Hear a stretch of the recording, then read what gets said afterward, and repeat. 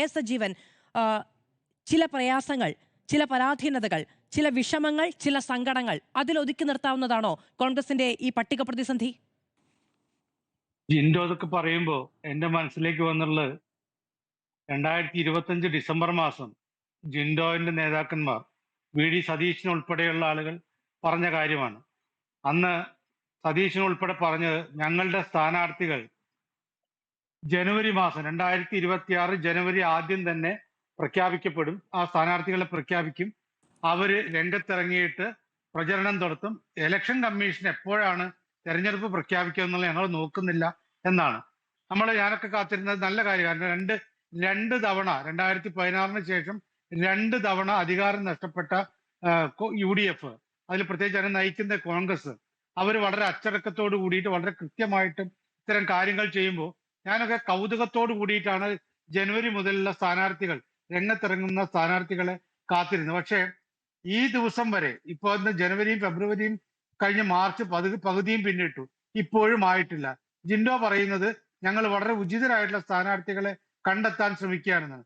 ആ ഉചിതമായിട്ടുള്ള സ്ഥാനാർത്ഥികളെ കണ്ടെത്തുന്നതിന് എന്തിനാണ് ഇപ്പോഴും MP ആയിട്ടുള്ള പ്രായത്തിന്റെ കാര്യത്തിൽ വളരെയധികം മുന്നോട്ടേക്ക് പോയിട്ടുള്ള സുധാകരനുമായിട്ടൊക്കെ ഇത്രയും കൂലങ്കഷമായിട്ട് ചർച്ച നടത്തേണ്ടത്? കണ്ണൂരിലെ ഏത് മിടുക്കനായ സ്ഥാനാർത്ഥിയെ കണ്ടെത്തണമെന്ന് വിചാരിക്കാനല്ലോ. അപ്പൊ ഇത് നമുക്ക് എല്ലാവർക്കും അറിയാവുന്ന പോലെ അതിനകത്ത് പ്രശ്നങ്ങളാണ്. ആ പ്രശ്നങ്ങൾ പരിഹരിക്കാൻ രാഹുൽ ഗാന്ധിക്കും കഴിഞ്ഞില്ല. ഇപ്പൊ ജിൻഡോ അവിടെ പറഞ്ഞു ഞങ്ങൾക്കിടയിൽ ഒരു പ്രശ്നമില്ല, ഏറ്റവും മികച്ച സ്ഥാനാർത്ഥികളെ കണ്ടെത്താൻ വേണ്ടിയുള്ള ശ്രമമാണെന്ന് പറഞ്ഞു. എനിക്ക് ചോദിക്കാനുള്ളത്, നവയുഗ യാത്ര നടത്തിയിട്ട് അവസാനം അതിന്റെ സമാപന ദിവസം രാഹുൽ ഗാന്ധി അദ്ദേഹം ചില 5 പ്രഖ്യാപനങ്ങൾ നടത്തി. ജയിച്ചു കഴിഞ്ഞാൽ ചെയ്യാൻ പോകുന്ന കാര്യം നല്ല കാര്യമാണ്.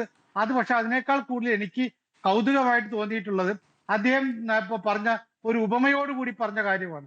അതായത് ഇനി മോഹിനിയാട്ടം വേണ്ട, ഒറ്റക്കൊറ്റയ്ക്കുള്ള മോഹിനിയാട്ടം വേണ്ട, അതിന് പകരം സംഘനൃത്തമാണ് വേണ്ടതെന്നാണ്. വളരെ കൃത്യമാണല്ലോ.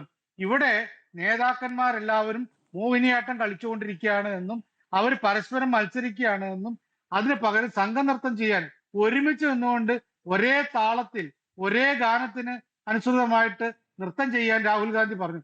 ഇതേ മനുഷ്യൻ, ഈ രാഹുൽ ഗാന്ധി ഇതിനേക്കാൾ ദയനീയമായിട്ട് 2016 തെരഞ്ഞെടുപ്പിന് മുമ്പ് ചവിട്ടുനാടകം എന്ന നിലയ്ക്കാണ് കാര്യങ്ങൾ മുന്നോട്ട് പോകുന്നത്. തീർച്ചയായിട്ടും ഇപ്പൊ നടക്കുന്ന എന്താണ് സംഗതി? ഇതൊക്കെയായിട്ട്, കാരണം ഇതിലിപ്പോ സീറ്റിന് അവകാശപ്പെട്ടിട്ടുണ്ട് രംഗത്ത് നിൽക്കുന്ന ഏറ്റവും പിടിവാശി കാണിക്കുന്ന 2 പേര്, കണ്ണൂരിന്റെ കാര്യത്തിലാണെങ്കിലും കോന്നിയുടെ കാര്യത്തിലാണെങ്കിലും, അവര് ഒരു സ്ഥാനവുമില്ലാതെ കോൺഗ്രസിൽ കുറെ ദിവസമായിട്ട് കുറെ വർഷമായിട്ട് വെറുതെ ഇരിക്കുകയാണ്. അവരിപ്പോഴും ഒരാള് 2 പേരും MP മാരാണ്. ഒരാള് കോൺഗ്രസിന്റെ ഏറ്റവും ഉന്നതമായ സ്ഥാനത്ത്, ഉന്നതമായ ഒരു പ്രസ്ഥാനത്തിന് കീഴിൽ, അതായത് വർക്കിംഗ് കമ്മിറ്റിയുടെ മെമ്പറാണ്, ക്ഷണിതാവാണെങ്കിൽ പോലും. രണ്ടാമത്തെ ആള് UDFന്റെ കൺവീനറാണ്. ഇങ്ങനെയുള്ള അവസ്ഥയിൽ അവർ വീണ്ടും ഇനിയും പോരാ, ഇവരൊക്കെ ആദ്യമായിട്ടൊരു സീറ്റ് കിട്ടാൻ വേണ്ടിയിട്ടല്ലല്ലോ ശ്രമിക്കുന്നത്. അങ്ങനെയാണ് നമുക്ക് വിചാരിക്കാം ഇവർക്ക് സീറ്റ് ഒന്നും കിട്ടാത്ത, അത്രയും കാലമായിട്ട് സീറ്റ് കിട്ടിയില്ല, ഈ 2026 ആദ്യമായിട്ടൊന്ന് മത്സരിക്കട്ടെ, അതല്ലല്ലോ ഇവരുടെ.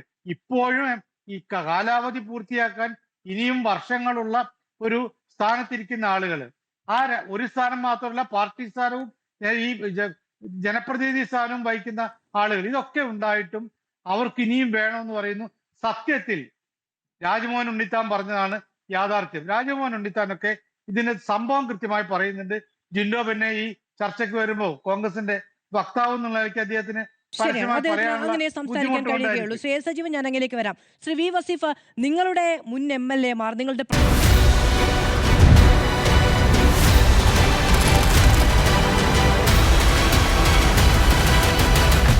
ഡിബേറ്റ് വിത്ത് മാധു സജി.